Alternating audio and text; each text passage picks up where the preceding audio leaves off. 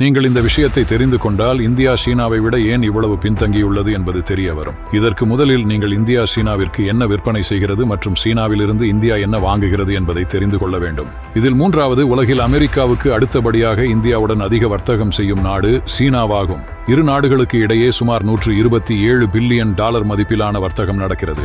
இதில் இந்தியா சீனாவுக்கு $14 பில்லியன் மதிப்பிலான பொருட்களை விற்கிறது, ஆனால் $113 பில்லியன் மதிப்பிலான பொருட்களை வாங்குகிறது. இரண்டாவது, இந்தியா சீனாவிலிருந்து 30 முதல் 40 பில்லியன் மதிப்பிலான ஸ்மார்ட் போன்கள், கம்ப்யூட்டர்கள் போன்ற மின்னணு பொருட்களை வாங்குகிறது. மேலும் இந்தியாவில் பயன்படுத்தப்படும் பல வகையான இயந்திரங்கள், அச்சு இயந்திரங்கள் முதல் கிரேன்கள் வரை பெரும்பாலும் சீனாவிலிருந்து இறக்குமதி செய்யப்படுகின்றன. முதலாவது, இந்தியா சீனாவுக்கு என்ன விற்கிறது?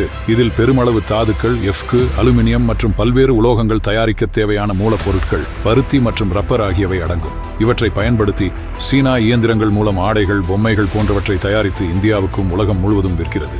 இதை பற்றிய உங்கள் கருத்தை கமெண்டில் கூறுங்கள். மேலும் தினமும் புதிய விஷயங்களை தெரிந்து கொள்ள என்னை பின்தொடருங்கள்.